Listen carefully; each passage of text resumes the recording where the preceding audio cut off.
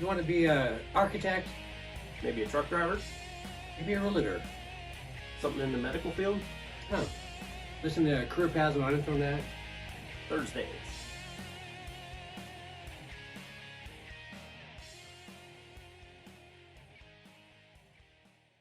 Time ago we found out, and he chuckled and go, let's not let that happen again. I don't want to know.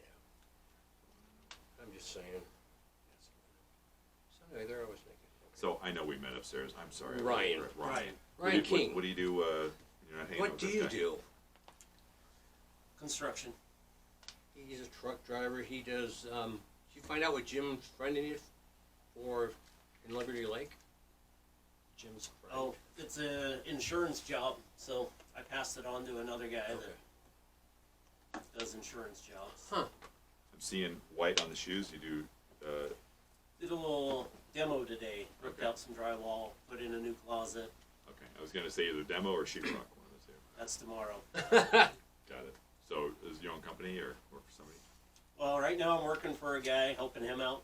Another contractor friend of mine he's a little behind schedule, so we're getting him caught up. They all are. Yeah. So much shit I'm going on. finishing getting all my, I have to go down to L&I tomorrow to finish that stuff, and then I'll be back up and going again. I used to be 1 year ago, and then quit doing it to go do other things, and now I'm going back to being a general contractor. Was that King's Home Improvement? Yeah. Actually, it's RMK Home Improvement. Oh, sorry. How dare I know, whatever. I? Are you ready? Let's I'm- fake it. Let's have. I'm totally ready. I know you are. You're used to. You can go on stage. It's not a big deal anymore. Well, I don't do this all the time. It's just like having sex. I'm just ready for Ryan to scream at me. Don't look at the camera. You know, you gotta look at it. Do whatever. Ryan's usually. Well, you'll see. Yeah, I'll move over there. And then we talk, and he's off camera. People going, someone's talking. Yeah, no, I'm ready. Are you ready? I'm not ready. Are you ready? I'm not ready. Yeah. How about now? Yeah. And now? Sure. And go.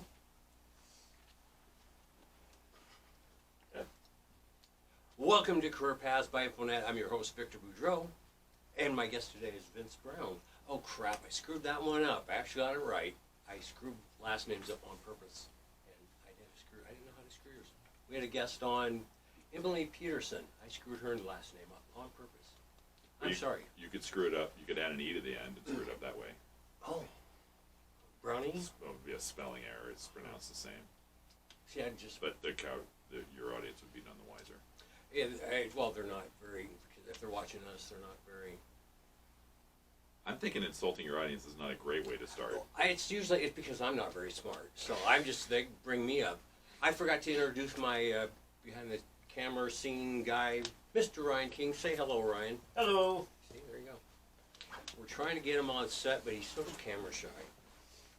He's going, what? We're trying to move forward, get a new stage or set stuff, and I understand. working on a couple of different things, other than podcasts, too, where he's going to be hosting one. Okay. So maybe, you have one, don't you? I have a little dog and pony show that we do, yeah. Jim had told me, my brother had told me, we're friends with, last time you talked to Jim. This week, yeah. So you don't want to talk about your little dog and pony show?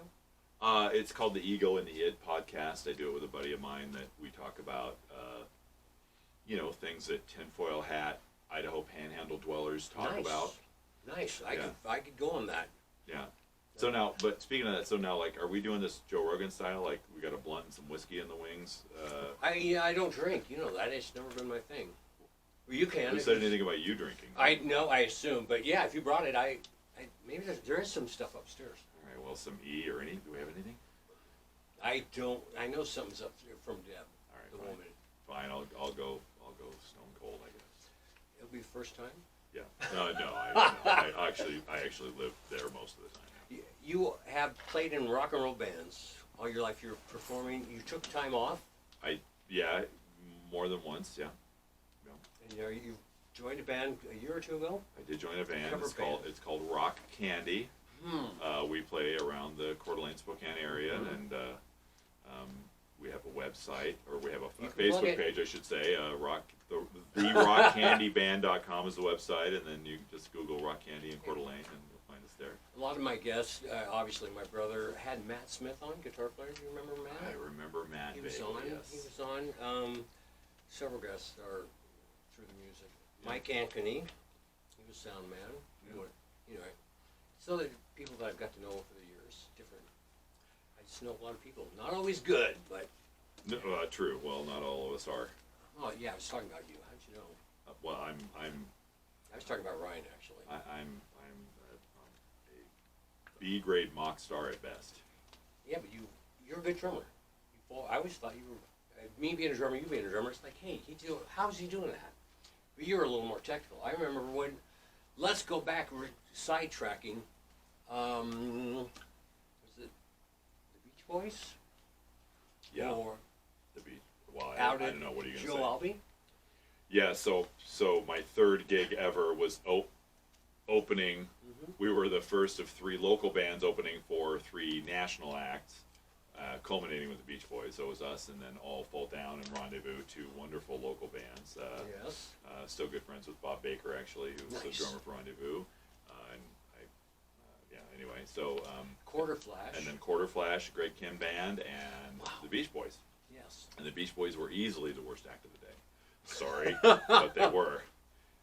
Combined with the fact that on top of their absolutely abysmal harmonies, the rain started, and then all of a sudden they It was had a outdoor short or show. something, and then the feedback was woo, and the whole band, like the drummer, literally stood up and put his hands over his ears, like everything stopped. It was like a Wow. oh man, yeah, that was something. Wow. Yeah, that's So- a few years ago. It was, yeah, and it sounds way more glamorous than it was. We had the show. I think there were about 1,500 or 2,000 people there when we were there. But at Joe Albee Stadium, it's an outdoor, giant, fairly large amphitheater, and it looked like a smattering of people. And then when the Beach Boys were on stage, it was maybe 5,000 people there. Same thing. It still didn't look that full. It wasn't some big, giant festival with beach balls and bikini-clad lasses on shoulders. You played and gigs things. that were rinky-dink and over the years. I mean, I have. Oh, I've but- played. That's been the majority of the work. Has been rinky-dink. Are you kidding? Yeah. Sam Point. Oh, I'm just throwing do we memories. really have to go here? I'm just thinking of these stuff, talking to you because you were on the same circuit that back in the day with the band I was in. That you got around. You played the Casa way more than with that. We did, yeah. We were. For some reason we didn't do that. We couldn't get in. I don't know why. We could go to Oregon, do weeks there. We were always working, but being in town, we didn't do a lot of that. particular- I was just the drummer. I don't know how any of that. They hired me. They said Right. we're coming Well, here. Dave was I showed up and I did my thing, and left and with your women. I don't remember women plural. Occasionally, I might get lucky and have a woman, but the women thing, yeah. I wasn't like one of the serious guys. Huh. I was a kid. I didn't know what the hell I was doing. Weren't we all back then? What's that? Weren't we all back then? Some more than others. Hmm. Yeah. More than one gig, I had to sit in the lobby because I was not of legal drinking age. So, When Jim and I started, we were like 18 doing. yeah. So Yeah. where was I? We went off track. So Vince, how's life in general, dealing with COVID stuff and your kids and? COVID hasn't impacted me that much, even though I am a survivor. My business flourished in spite of it, so I'm very blessed and lucky for that.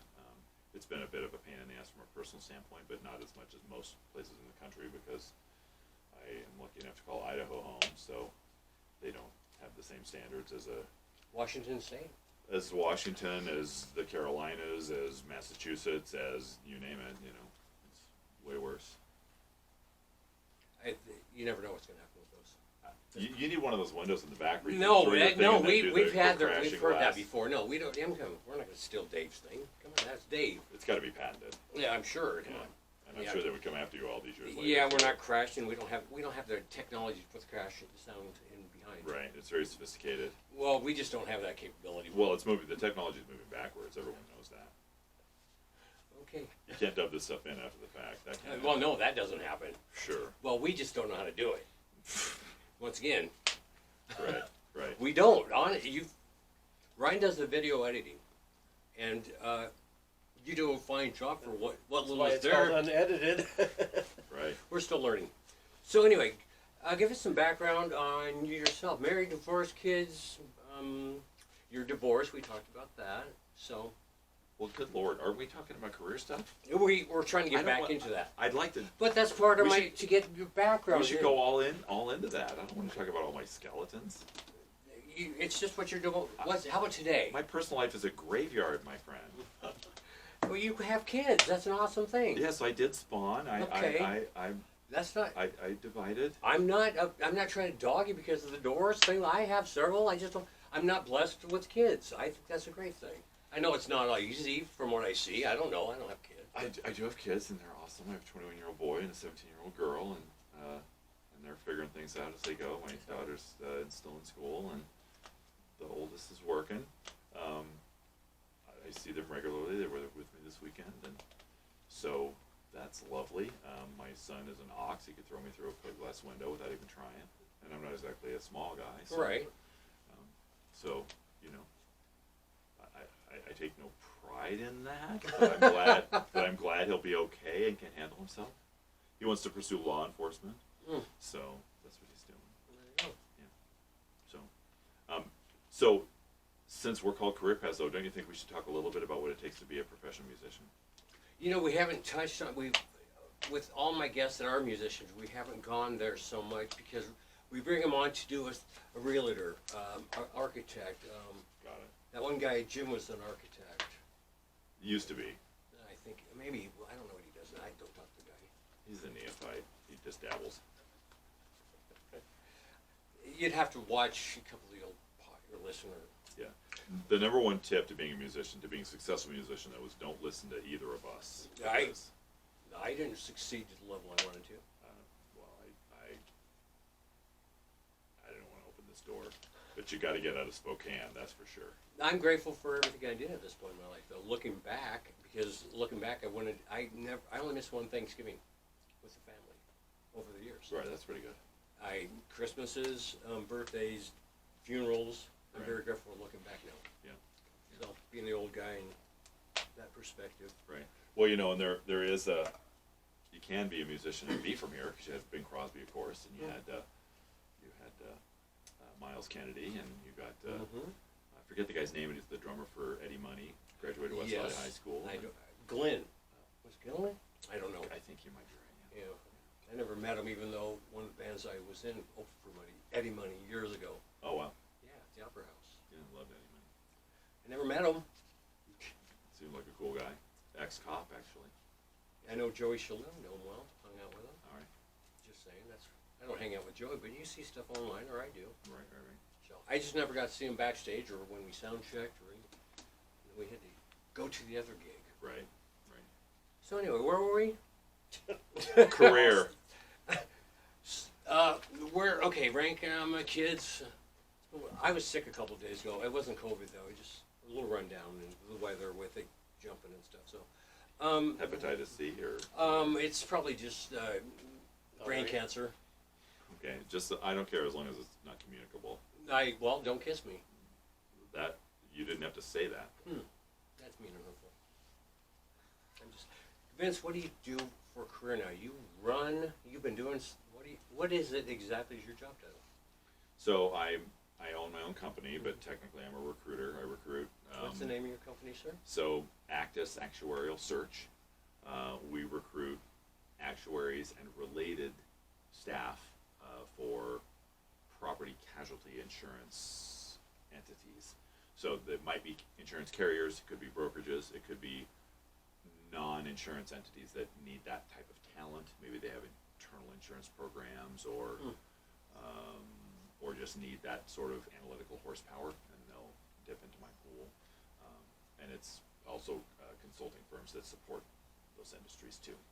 So roughly there's, if I'm out in the market and I'm describing it, there's three legs to the stool: actuarial, product management, Okay. and analytics. So roughly what that means is most people don't know what an actuary is. No, got nothing. So actuaries have a broad range of duties and functions, but roughly they use statistics and other advanced math and modeling to if you look at the life insurance side of things, they really determine mortality when people are most likely to perish.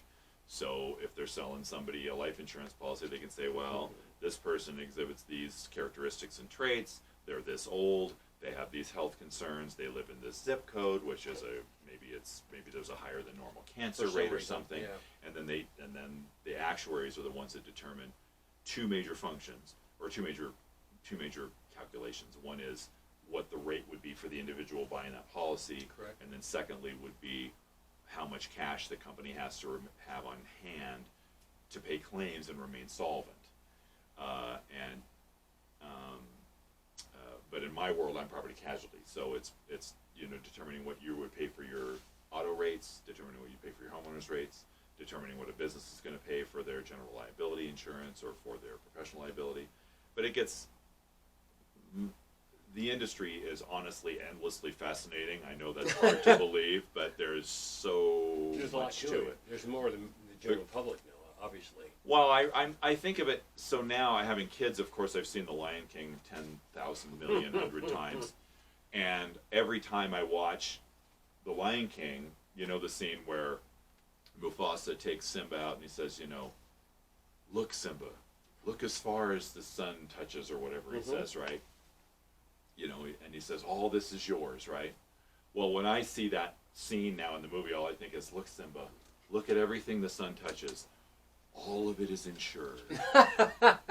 Because it is. It doesn't matter. If you look out on the landscape, every car, every building, every light pole, every telephone pole, it's all insured. Either by a company that's selling insurance in the market, or by the company that owns the property, whatever the capital is. Okay. So, and then they still have to run, like Walmart, they're self-insured.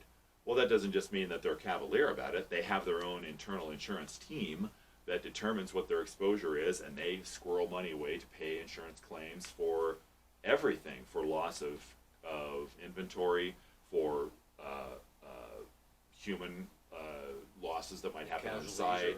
Somebody slips on the floor and I've got a good friend, for example, who his mother and father were elderly couple. They walk into McDonald's on a sunny Sunday afternoon. They had fresh them off the floor. She slips and falls, shatters her elbow on the tile. The orthopedic surgeon said it was the worst joint shattering he'd ever seen in his life. That's an insurance event.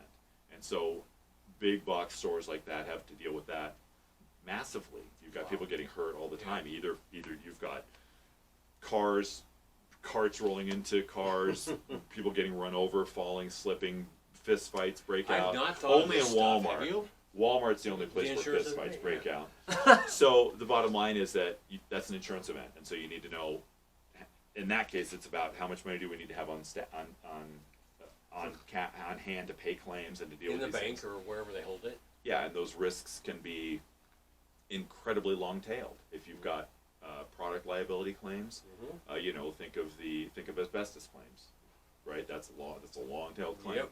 Think of that the terrible Chinese sheetrock that came over and caused all those issues. Remember where they had to that? literally that was a massive event and horribly long-tailed. And so most people think of insurance companies as evil empire. They're not?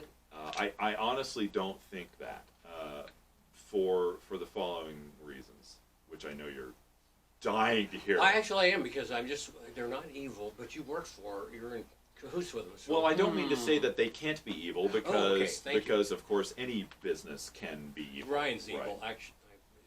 Well, anytime you've got capital and Money. and a P&L on tap, and you've got people's jobs online and the survivability of a company, people have the capacity to do shaky things.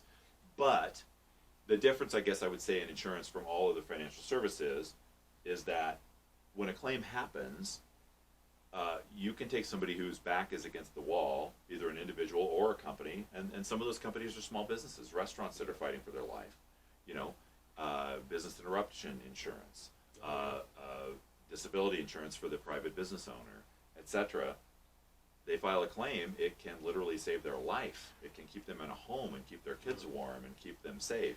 or it restores their car that they rely on, or their truck for their business if they're an artisan contractor or something like that, and their car gets wrecked or damaged or stolen, boom, the claim pays and they are able to keep the Right. lights on. Likewise, if life insurance, which is not my world, you know, bottom line is if you're adequately life insured and you don't have enough assets to cover it, you can leave your heirs in good standing. Whereas I don't think the credit card industry is doing anybody any favors. You know, I don't care how many free flights you wrap in it. You know, this is a blight on American consumers. You know, whereas insurance, I think, is a constant balancing act. And the bottom line is insurance companies are coming into and going out of business all the time. And, you know, so you know, Northern California is having all these wildfires.